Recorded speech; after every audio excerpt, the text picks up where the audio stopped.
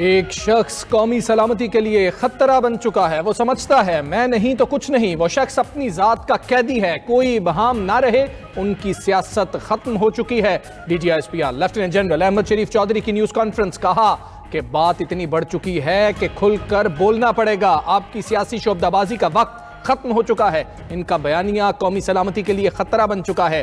ان کی ذات اور خواہشات ریاست پاکستان سے بڑھ کر نہیں۔ تم ہو کون؟ کس کی زبان بول رہے ہو؟ D G I S P R مزید بولے کہ ذہنی مریض کی ٹویٹ دیکھیں کیسے بیانیہ بنایا جاتا ہے۔ ذہنی مریض نے 2 روز پہلے ٹویٹ کی، اس پر غور کریں۔ اپنے آپ کو عقل کل سمجھنے والا دوسروں کو غدار کہتا ہے۔ اس شخص نے اپنی اولاد کو باہر رکھا ہوا ہے۔ پہلے اپنی اولاد کو خوارج کے سامنے کھڑا کرو، پھر بیانیہ بنانا۔ ان سب کا سہولت کار بھارتی میڈیا ہے۔ را کے اکاؤنٹس ان کے ٹویٹ والے بیانیے کو چلا رہے ہیں۔ واضح ہے یہ شخص جو چاہتا ہے وہ نہیں ہوگا۔ فوج کے خلاف عوام کو بھڑکانے کی اجازت نہیں دی جائے گی۔ فوج کو اپنی سیاست سے دور رکھیں۔ پاک فوج لسانیت یا کسی سیاسی سوچ کی نمائندگی نہیں کرتی۔ خیبر پختونخوا میں گورنر راج کا فیصلہ حکومت کا ہوگا۔ ریاست پاکستان سے بڑھ کر کچھ نہیں۔ پاک فوج اور عوام میں کوئی دراڑ نہیں ڈال سکتا۔ ہم کسی سیاسی جماعت کا ایجنڈا لے کر نہیں چلتے۔ D G I S P R lieutenant general Ahmed Sharif Chaudhry نے واضح کر دیا۔ کہا کہ اگر کوئی اپنی ذات یا مائنڈ سیٹ کے لیے فوج پر حملے کرتا ہے تو چھوڑا نہیں جائے گا۔ پہلے بیانیہ بنائے گئے پاکستان کی ترسیلات زر بند کر دیں۔ یہ شخص آئی ایم ایف سے کہتا ہے پاکستان کو قرضہ نہ دیں۔ یہ شخص پھر سول نافرمانی کرنے اور بل ادا نہ کرنے کا کہتا ہے۔ اس نے 9 مئی کو جی ایچ کیو پر حملہ نہیں کرایا۔ کہتا ہے اس فوج کو لیڈرشپ کو ٹارگٹ کریں جس نے مارکہ حق میں دشمن کو شکست دی۔ اس بیانیے کو ان کا اپنا سوشل میڈیا اکاؤنٹ، پھر بھارت پھر افغانستان کا سوشل میڈیا چلاتا ہے۔ ایک اکاؤنٹ ہے، پوری پارٹی کو نہیں پتا کہاں سے چلتا ہے۔ وہ شخص بیرونی عناصر کے ساتھ مل کر کام کر رہا ہے۔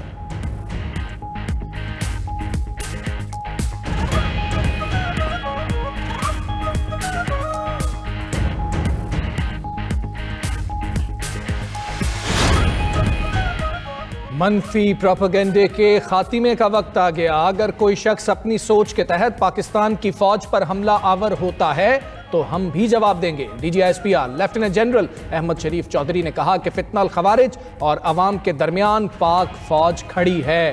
جو اپنی فوج پر حملہ کرتا ہے، کیا وہ کسی اور کی فوج کے لیے سپیس بنانا چاہتا ہے؟ ہم پاکستان کی سالمیت کے لیے دن رات کوشاں ہیں۔ مسلح افواج ہندوتوا سوچ کے سامنے کھڑی ہے۔ ہم بار بار واضح کر چکے مسلح افواج پاکستان کی محافظ ہے۔ مسلح افواج کسی سیاسی سوچ کی عکاس نہیں۔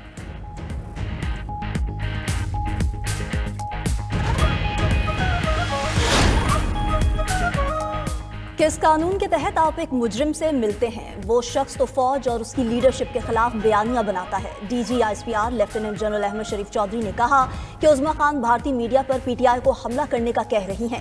آرٹیکل 19 کے تحت آزادی اظہار رائے کی اجازت ہے، مگر اس کی بھی کچھ قدغنیں ہیں۔ آرٹیکل 19 آپ کو ملک، ریاست اور قومی سلامتی کے خلاف بات کرنے کی اجازت نہیں دیتا۔ تمہارے پاس ایک صوبے کی حکومت ہے، اس کے بارے میں بات کیوں نہیں کرتے؟ پاکستان کے اتنے ایشوز ہیں، ان پر بات کیوں نہیں کرتے؟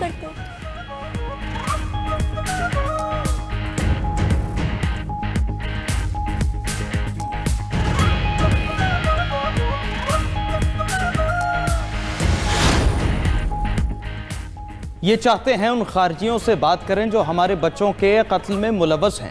3 دن پہلے انہوں نے پھر اپنا بیانیہ دہرایا کہ خارجیوں سے بات کریں۔ D G I S P R lieutenant general Ahmed Sharif Chaudhry نے کہا کہ بیانیہ دیا گیا انٹیلیجنس بیسڈ آپریشن نہ کریں، خارجیوں سے بات کریں۔ ان سے بات کریں جو ہمارے بچوں سپاہیوں کو شہید کر رہے ہیں۔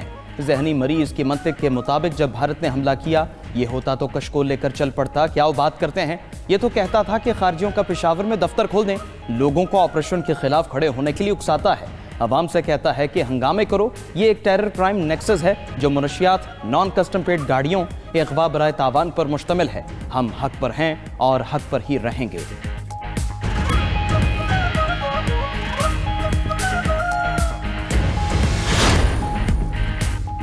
چیف آف ڈیفنس فورسز کے نوٹیفیکیشن پر پروپیگنڈا کیا گیا۔ سی ڈی ایف کے نوٹیفیکیشن پر جھوٹ کا ایک سیلاب تھا۔ D G I S P R نے کہا کہ فوج کی ایک خبر کو لے کر پروپیگنڈا کیا گیا۔ پتہ نہیں کہاں سے ان کے ذہنوں میں خیالات آتے ہیں۔ چیف آف ڈیفنس فورسز کی تعیناتی پر سب کو مبارکباد پیش کرتے ہیں۔ سی ڈی ایف کے ہیڈ کوارٹرز کا آغاز ہو چکا ہے۔ Chief of defence forces headquarters جنگی معاملات کے بارے میں مکمل آگاہی فراہم کرے گا۔ دنیا کے 70 ممالک میں چیف آف ڈیفنس فورسز کے ہیڈ کوارٹرز ہیں۔ وارفیئر کا کریکٹر چینج ہوا ہے۔ Chief of defence forces headquarters warfare میں کامیابی حاصل کرنے کے لیے ہے۔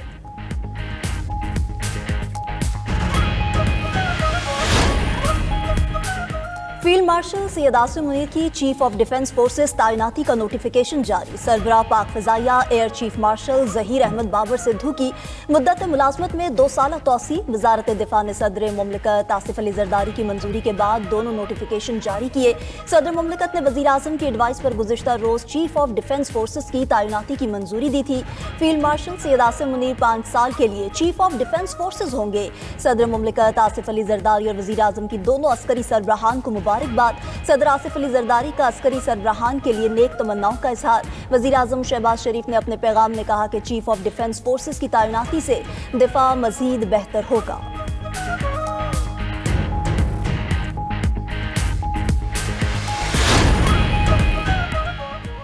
جمہوریت مذاکرات سے آگے بڑھتی ہے، ڈیڈ لاک سے نہیں۔ وزیر اعظم اپوزیشن کو میثاق کے استحکام جمہوریت کے لیے مذاکرات کی دعوت دے چکے ہیں۔ مشیر وزیر اعظم رانا ثناءاللہ نے سینیٹ اجلاس میں خطاب میں کہا، جیل میں ملاقاتیں قانون و انصاف کے تحت ہی ہوتی ہیں۔ قانون کسی قیدی کو جیل میں بیٹھ کر امن و امان کے مسائل پیدا کرنے کی اجازت نہیں دیتا۔ ملاقاتوں کو ملک میں گڑبڑ پیدا کرنے کے لیے استعمال نہیں کیا جا سکتا۔ بانی پی ٹی آئی نے اپنی بہن کے ساتھ جیل ملاقات میں امن و امان میں خلل ڈالنے کی ہدایات دی۔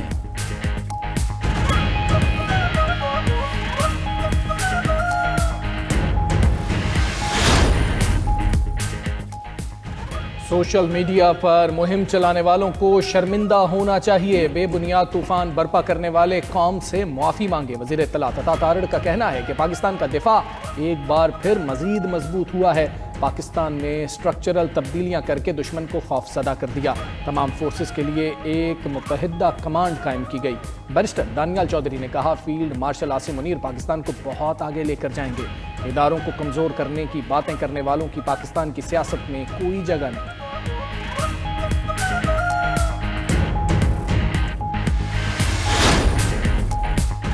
پی ٹی آئی رہنما شہزاد اکبر اشتہاری قرار۔ عدالت نے شہزاد اکبر کو اشتہاری قرار دینے کا تحریری آرڈر جاری کر دیا۔ جوڈیشل میجسٹریٹ کا شہزاد اکبر کے وارنٹ گرفتاری جاری کرنے کا بھی حکم۔ شہزاد اکبر متعدد بار طلب کرنے کے باوجود عدالت میں پیش نہیں ہوئے۔ مقدمے کا چالان عدالت میں جمع کروایا جا چکا۔ شہزاد اکبر کے خلاف ٹویٹر پر متنازع بیانات کی بنیاد پر مقدمہ درج ہے۔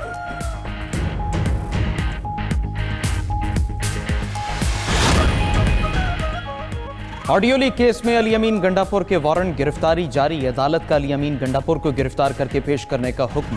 علی امین گنڈاپور کے عدم دستیابی کے باعث فرد جرم کی کارروائی مؤخر۔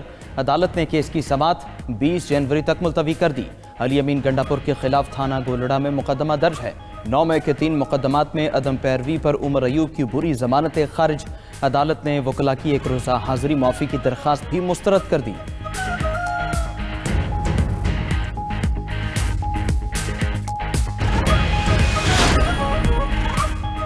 علیمہ خان اور عظمیٰ خان کی عبوری ضمانت میں 16 جنوری تک توسیع۔ انسداد دہشت گردی عدالت لاہور میں نون لیگ کا آفس جلانے سمیت 6 مقدمات کی سماعت۔ بانی پی ٹی آئی کی بہنیں عدالت میں پیش ہوئیں۔ شاہ محمود قریشی، اسد عمر اور اعظم سواتی کو بھی عبوری ضمانت میں 16 جنوری تک توسیع مل گئی۔ اسد عمر نے کہا کہ ملک کو بحران سے نکالنے کے لیے مل بیٹھنا ہوگا۔ ملکی حالات ٹھیک نہیں، حکومت نے 3 سال برباد کر دیے۔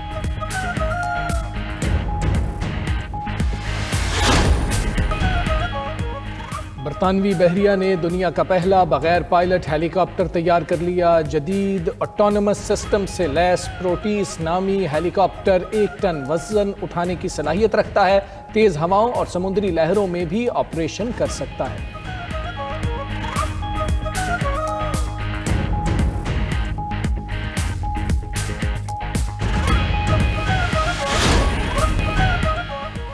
اور کرسٹیانو رونالڈو نے $20 ارب مالیت کی کمپنی AI پرپلیکسٹی کے ساتھ شراکت کرتے ہوئے انٹریکٹیو گول ایکسپلورر متعارف کرا دیا۔ فیچر کے ذریعے مانچسٹر یونائیٹڈ، ریال میڈرڈ اور النصر کے ساتھ ان کے کیریئر کے یادگار گولز اور لمحات آسانی سے دیکھے جا سکتے ہیں۔